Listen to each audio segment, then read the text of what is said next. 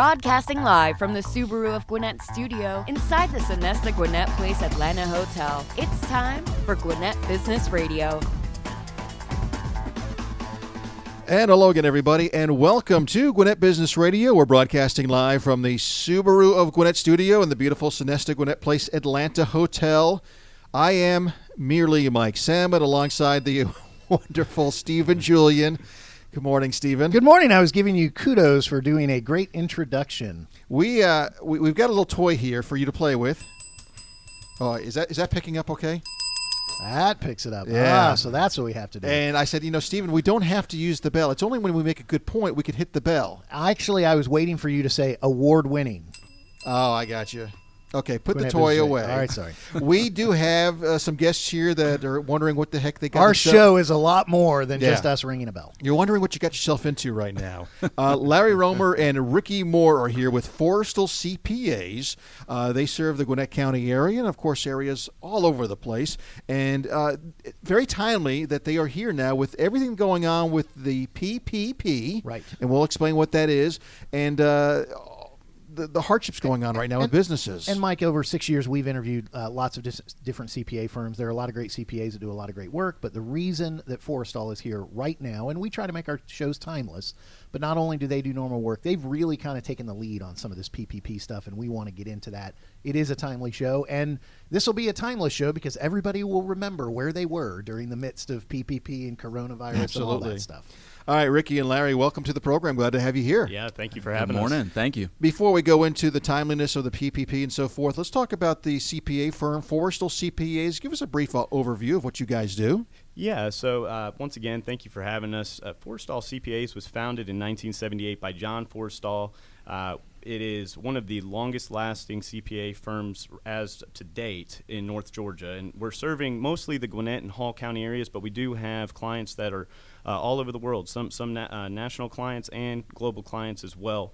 Jeff Forrestall, the current managing partner, took over the firm in 2002, and we still offer traditional CPA compliance services, which that's going to be, we prepare tax returns, we do financial audits, those types of things that when you hear CPA, you think of those types of things. But we really have put a focus on forward-looking advisory services, and that provides a competitive advantage for our clients to have in their own industry.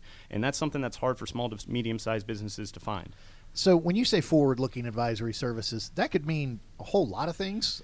Some people might go, hey, that sounds great. Tell me more about that and what exactly that means that you guys do. Yeah, so usually a lot of CPAs are going to only see their business clients or personal clients once a year, and it's after everything was done. So you're looking at a situation where they don't have any type of planning or they do not know exactly where they're going to end up at the end of the year. So instead, we take a proactive approach. Let me talk to you once a month, every other month. Let's do some tax planning, tax management, and then ultimately look at where you're headed, not looking backwards. So business valuations, how much is your business worth, and exactly how are you going to grow that with some key performance indicators in the industry that you're in. And Larry, I think that's one of the reasons that one of the differences of Forrestall CPAs is because you're part of that overall team, and you're a CFP, correct? Yeah, I'm actually a financial planner in a group of CPAs, so I'm the fun one. Oh, nice. Okay. But yeah, it's that holistic approach. A lot of people talk about it, but there's very few that actually execute it. So what's really interesting to me is when we work with a business owner, taxes are there, that stuff, but like Ricky's saying is that there's so many other things that we need to check the box on. Do we have proper liability protection? Are we looking at retirement planning? Are we looking at an exit strategy for that business owner? So start with the end in mind and then reverse engineer that. So that's something a lot of business owners really appreciate because it's not being asked right now. Well, gentlemen, we're in very unique times as we do this program live. It's in the midst of the whole COVID-19 pandemic that's sweeping, of course, the world. And businesses have been hit hard, obviously, all types of businesses across the board. So what can Forrestall CPAs do right now to help struggling business owners? Well, with our focus on these forward-looking advisory services, we were able to pivot very quickly with all of the different business relief that was available for small business. And I know that the PPP loan's one of the popular topics here right now. Instead of us kind of burying our head in the sand and saying we don't really know what this is all about, we kind of took it to a different direction and said, let's tackle this. So we are basically started from start to finish for our current clients, and we have had a lot of new clients where we have educated them and said, hey, here are the solutions that are available to you, and we can help you from point A of actually applying for the PPP loan, which a lot of people did about a month ago now, maybe 2 months ago, just depending on when you got in. Helped with that process, and then the bigger process, which is really what everybody was not too worried about 2 months ago, but they are worried about now, is the loan forgiveness portion of this.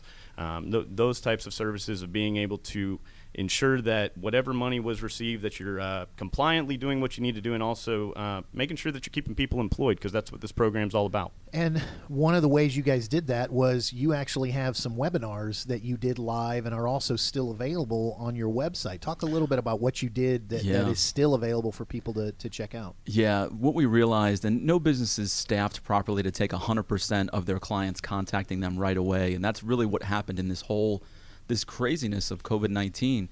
So there's, on our website, www.Forrestall CPAs, it's plural, ForrestallCPAs.com, and you can just Google it. But there's a coronavirus tab that we have there, and there's 4 hours of webinars that you can watch, and we break down a lot of the pieces of the CARE Act. So, jump in there, take a look at it, and see, because sometimes people don't know what to ask, and these webinars are great tools to figure out, how does this affect my business, and what should I be asking? Because you could spend a lot of time just figuring everything out, and then you work with a normal CPA or an advisory firm, and you're being charged just to figure out where you stand. Right. We're trying to get them some services that they can figure out where they want to go right away. And in this situation, we've said the word PPP about 7 times already in this interview, and we'll say it many more times. But it's not just that. There's other parts of the CARES Act. Can you highlight maybe 1 or 2 things that? And I guess my setting the softball on a tee for you to knock it out of the park. What are a couple other loans or a couple other parts of the CARES Act that business owners are not hearing about, maybe from their CPA or maybe from their advisors, that you guys would be like, hey, don't lose sight of this? What are some of those key points? Yeah, it's actually very interesting because everybody jumped on, and PPP, standing for Paycheck Protection Program loans, that was something that you could go get from your bank. And essentially that if you spent the money the right way, which is a little bit harder than everybody's finding out how to get inside of this box here, ultimately, if you did not receive those loans, there are other solutions. There is a employee retention credit that you're able to take advantage of. You can defer Social Security taxes up to 2 years. But you also have to check boxes in certain areas and not check boxes in other areas to take advantage of these things. So it's a murky water. But there are solutions out there in the CARES Act, and the big thing is before, if you had a loss in a business, you were not allowed to take that backwards. They were saying, hey, I have a loss in 2019, let's call it, or 2020. I'm sure that there's going to be a lot of losses here right now. But we were always allowed to carry those losses forward. We were never allowed to carry them backwards. And the CARES Act did open up an opportunity for people that had losses in 2018, 2019, or 2020 are actually able to carry back those losses 5 years and streamline that process to get them a quick refund from the IRS. So if you had a lot of income in 2013, you could carry back losses as far as that if you had a loss in 2018 and be able to get a huge refund coming back. There are a bunch of business owners listening to this who are now furiously scribbling and got to talk to somebody. So and let me also kind of go behind the scenes just one more. I'm going to get in the weeds a little bit with you guys. Sure. Mike, that is a very dangerous thing to get in the weeds with CPAs. Would you agree with that? Yeah. But you're still going down that rabbit hole, aren't you? You know what? I just think, dadgummit, I'm a good enough co-host that I can do that. He likes to live dangerously. I do. I'm living dangerously on the edge. One other little thing that I've heard you guys talk about in this topic and preparing for this show is, in some cases, there's some things about kind of reforming the business, LLCs, some stuff like that. Yeah. I don't want to go so far that we glaze over the eyes of the listeners, but they're sure. So not only tax returns, but the way my business is currently structured, it might be good to change. Yeah, one of the advantages too is identifying the proper corporate structure. A lot of people will start a business and they don't think about corporate structure in the beginning, but that really has a big effect on how the PPP loan could help your business. So whether you're a C Corp or an S Corp, as we know those terms, but a classic Schedule C. There's a lot of changes and a lot of things that can be done. So, those are types of things where you break it down on an individual basis and find out what's the best way to help that business owner.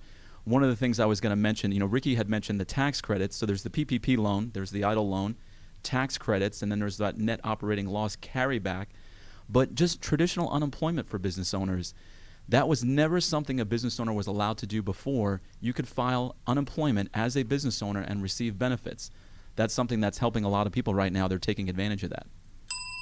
Ooh. Larry, you realize the only reason he asked the question was so he could ring the bell. Yeah. Just wanted to prove I could ask a question about potentially a boring subject, and these guys handled it so well. The bell was for them, not for me. Our guests are Ricky Moore and Larry Roemer with Forrestall CPAs here on Gwinnett Business Radio. Getting back to the Paycheck Protection Program, PPP as we call it, what's maybe the biggest misconception or mistake that people don't understand, or the mistakes that you're seeing that some of your clients are making when it comes to that loan? Yeah, there's definitely there's a lot of opportunity, a lot of restriction here. So it was a great program to be able to get money quick into the hands of the business owners that needed it. But what it comes down to is you do have to spend the money the way that Congress intended you to spend it. And that's not just counting dollar bills. So you have an 8-week period that you're able to spend this money in. They've come out with additional guidance with the Form 3508 from the SBA that's basically saying, hey, you can pick a couple different ways to cut that 8 weeks up. But you ultimately you have to spend 10 weeks of payroll money in 8 weeks, which is you're trying to put a a round peg in a square peg in a round hole? Yeah, maybe, that one, something.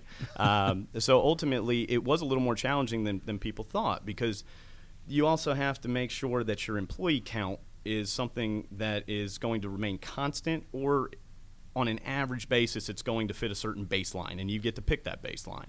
But that's ultimately been the challenge, because people received the money, took a deep breath, but they were on a 56-day clock. Now all of a sudden, we have many clients that, if they weren't talking to us up front, now they're behind, trying to get them caught up, because you could essentially have to apply for forgiveness, and some of that money may not be in your bank account, and you got to pay it back. I hope this is a serious question. This is not a joke question. What happens if you all of a sudden you're getting close to the 8 weeks, and I understand there may be a chance they extend that, but right now it's 8 weeks, and you still have all this money? I've got to spend it, or else you lose it. Correct? Mm-hmm. Yeah. So, I mean, all of a sudden, hey, Joe, you're going to get a raise on your next paycheck because I got to get this money spent. Can you do that, or does it have to be the same salary you've been paying for years? Bonuses are 100% allowed. Now, they do have a limitation on that. $100,000 is the limitation, but you have to prorate that over 8 weeks. So it's $15,385 is the maximum that you can pay somebody. And no, if you're the owner of the company, you do have another restriction. You're limited to 8/52 of your 2019 income. So if you've been taking advantage of having a low W-2 each and every year, you're going to be a little more restricted on how to access those funds. The program is ultimately to get more money in the hands of employees and keep people employed. And I think that is a misconception that a lot of people do have, is that it's not for that. And let me jump on that and let you guys pontificate a little bit. When it comes to the whole CARES Act, when it comes to all the things that the Fed has done and the SBA has done, what's the end goal? I mean, what are some of the main end goals that you guys see? And I'm not asking you to think for a politician, because Lord knows none of us can. Mm-hmm. But what are you guys seeing as the ultimate goal? What should we be achieving? What should we be going for as business owners? And what are they trying to do through all these steps? Yeah. It's keeping people employed. It's keeping the cash flow going out to the average employee. Giving the business owners a break where they can get payroll covered. But some of these unintended consequences are, this program is not super simple to figure out. It's been easy to get the money. These local banks have tried to simplify the process, but and this is a little self-promotion here, and this is why people need to engage an advisor, because Ricky was talking about the forgiveness portion of the loan. You get 10 weeks of money to spend in 8 weeks. And the key here is, a lot of people don't realize the trap door in all this is your full-time employee equivalent counts. And that's something that a lot of people are not paying as much attention to. Because, Mike, you had brought up, what if I have extra money left over? What do I do? Well, you can go ahead and give it to the employees and bonus that money out.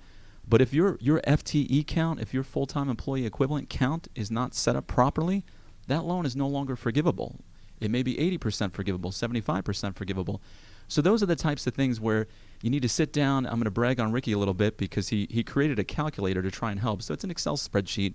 We'll gladly give it away if anybody would like to see it. But it allows you to track your expenses And then it shows you whether or not, hey, am I on point? Am I tracking the right way? Because if your FTE count is off, guess what? You got to pay somebody back. Yeah, Larry makes a great point. The FTEs are very, very important. And to just give you an example, if you have, let's say you have a small dental practice that has 5 employees in it, and your FTE count is off. It's only at 4. There's only one person that you were off by. That is 100% going to be a 20% reduction in your loan forgiveness right off the bat. That's outside if you even spent the money, didn't spend the money, 20%, and maybe you did spend all the money, but just because you didn't bring that person back, now all of a sudden that full amount's not forgivable. And I was going to ask this question. We have been spending most of this interview talking about a very specific point in time because it is such a unique point in time in the midst of this coronavirus. And you guys have on your website, ForrestallCPAs.com, you have this coronavirus tab, 4 hours of free education. Something tells me that in the future there's going to be more videos, and it might not just have to do with coronavirus as we deal with things. So let me talk about what you will continue to do as times continue to change by asking, before there was coronavirus, there were some other things you guys did. Talk about some of the other ways that you helped business owners and were more of a forward-looking advising branch, something different that kind of set Forrestall CPAs apart from other CPA firms. Yeah, those advisory services, it really, I think it separates because everybody does tax, everybody does bookkeeping, but let's talk about, like, if there was a way to potentially sell your company tax-free in a program called 1202 stock, that would be something that would be interesting, right? I mean, there's businesses out there that just aren't aware of some of these tax laws that we try and show and position. We talked a little bit about corporate structure, setting up your company the right way with the end in mind. Nobody's going to stay in business forever. It's just not going to happen. There will be a point that the business will shutter or you'll sell it. So starting with that end game in mind is powerful. And, things like just, retirement plans, setting up a retirement plan for the business owner.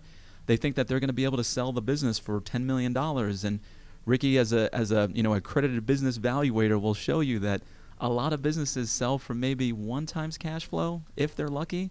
So, there's a lot of things that people don't consider. So bringing a family member into the business, setting up a B-share level stock program for the employees. I mean, there's so many different things we can help business owners with. Should we ring the bell on that answer? That was good. You can ring the bell. That was we really are good. in a room with people a lot smarter than us right now, Stephen. Amen to that. No doubt about it. How do your clients engage with you? How does it work? Obviously, the benefits of having a CPA as part of your team are numerous, but what is the cost involved? What does the engagement look like? So we have an engagement letter for pretty much any advisory service that we do, so that we do outline and set the expectation up front. A lot of the advisory services, I actually just met with somebody last night talking to them about coming to the firm. They've just started a business and said, we do everything, mostly some things are fixed fee, but a lot of these advisory services are on an hourly basis because that allows you to go as far as you want to. You didn't get yourself into some situation where maybe, hey, we achieved the objective halfway through what we thought the timeline was going to be, and if that's good enough, then that's exactly what you need to do. The fixed fee is a little bit tough because that doesn't give people an opportunity to actually say, hey, I think I'm good here. Let me get out. They are business owners, smart people. Yeah. So. Mike, you said something interesting. You said, putting a team around yourself, and that's what we really believe in is a team approach because the business owner is typically really good at developing their own business, but maybe not so good at some of these things. But establishing a team of advisors around that business owner is such a powerful thing. And there's something to be said, as being a financial planner, I'm typically the second phone call when there's a problem. The first phone call is the CPA. So solidify that relationship, put yourself in a spot where you have a powerful CPA ally. Then you can kind of dial in, okay, now I got my property and casualty guy, I got my insurance guy, I got my banker. Put your team together, an attorney, those types of things. And I was gonna use the opportunity to brag on you guys a little bit. So you talk about you have an engagement letter, but what you've offered on this interview is that there is 4 hours of free CPA advice on your website, and it isn't just platitudes. There's actually solid advice, the typical advice that you would give, and be very fair to charge for. But you're wanting to get them to a good point so that when they do start paying you, they're not wasting their money, Yeah. right? I guess to some extent, or they're not. You've already given them value, and then they can really get value out of the dollars they actually give you when it's time to talk about their specific situation. Let me ask one last question. I know you would never talk bad about any of your competitors. What are a couple questions, especially in the midst of this COVID crisis, that business owners should be asking their CPAs, especially questions that if their CPAs don't know the answers to, they might not be as forward-looking as you guys are? I think that the major question that everybody needs to ask their CPA right now is, what do I do after this is all done? Because a lot of people are either nearing the end of their 8-week period, they've almost spent all of their PPP funds, or maybe they're halfway through. At that point in time, you guys need to talk to the CPA and say, what does 3 months look like? Where's the business at right now? Are we looking at a key performance indicator and saying, my revenue's down by 20%. How do I get it back up to 15? And what does that mean for me? Do I have a net operating loss? We got so stuck on the PPP program that all of a sudden we need to start shifting forward, and we need to start looking forward again. All right, again, Ricky and Larry with Forrestall CPAs. No last names needed. We're like friends now. Yeah, well, they're family. They're helping us. They gave us 4 free hours of CPA work. So. Before we let you go, we're going to, of course, ask you for all your contact information, how people can reach out to find out more and look into your services. How did you guys get to where you are today? I mean, what was the 10-year-old Larry and the 10-year-old Ricky, were thinking, I want to be a CPA, I want to be a financial planner. I mean, how did you get to where you are today? I'll take that first. Because give Larry more time to think of an answer. Yeah. I'm the older guy. I need a little more time to think about that one. Yeah. This is a little more near the top of my memory. But my father was a business owner, and I remember him always talking to his CPA, which was Jeff Forrestall. And that became just a staple in his week, even if it was going to dinner with him. And I said, well, Dad, why do you talk to this guy all the time? He says, well, son, he saves me money, and he makes me know that I'm taken care of, and he knows more about my business than I do on the financial side, and he's ultimately my go-to guy for any answer that you need. And that was essentially the one way that really just kind of broke everything down and said, okay, I want to be that person that's going to be able to help other people in a way that a lot of people can't. Yeah. That's a great answer. Wow. Get the bell out. I get the bell. You win a prize. I don't know what it is, but you win a prize. Larry, you got to top that.